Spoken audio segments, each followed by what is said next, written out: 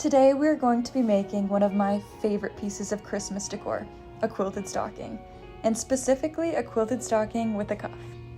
So you'll need 3 different fabrics: your main fabric for the body of the stocking, the accent fabric, which will be on the outside of the cuff, and the inside lining fabric, which will peek out a bit, so make sure you like how it coordinates with the rest of the fabric. You'll also need cotton batting for the quilted parts, which are the 2 accent pieces and the main fabric stocking pieces.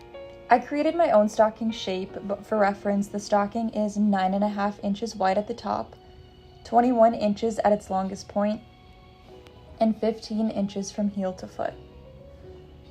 Cut out 2 of the stocking shapes. If your fabric is one-sided, be sure the stocking shapes mirror each other so that you can sew them together correctly later on.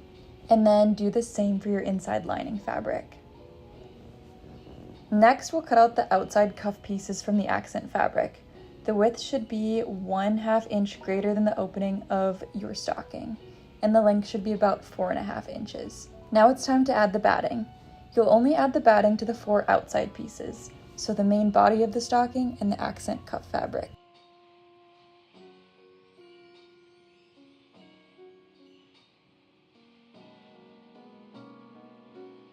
You can decide on your own quilting preferences, but I chose to follow along the stripes of my pattern for a clean look. I just used a simple straight stitch.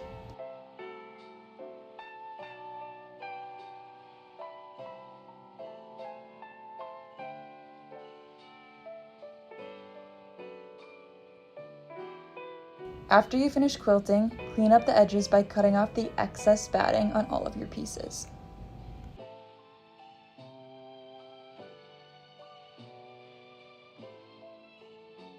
To make the cuff, take the inside lining piece and lay it pretty sides facing one another with your accent piece.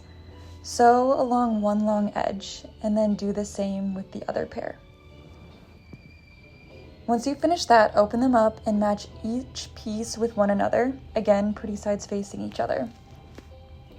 Try your best to line up the seams, and then sew along the shorter ends on both sides.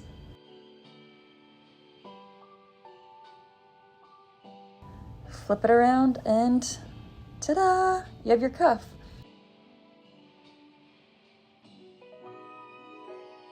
Set that aside for later. Now it's time to assemble the stocking. Lay your main quilted pieces pretty sides facing each other and sew around the edges, but be sure to avoid the top opening.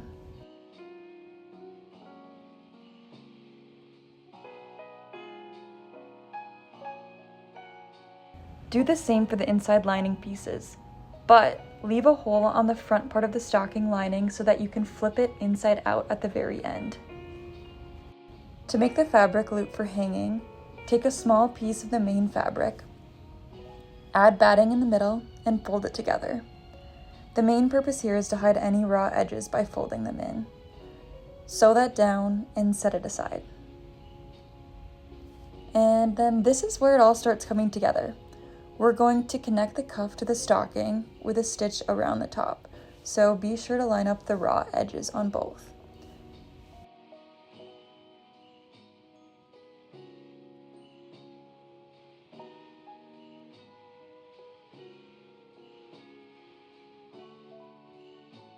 Once you finish that, we'll add on the fabric loop over that same stitch. For extra security, go over it twice. The last step before completing your stocking is to add the lining. With your lining piece inside out, put the stocking inside of it. Once again, you'll line up all of the raw edges at the top of the stocking. The seam allowance I'll be using here is about 1/2 inch, and then sew all the way around the top. It might get a little finicky, especially along the thick parts with the loop.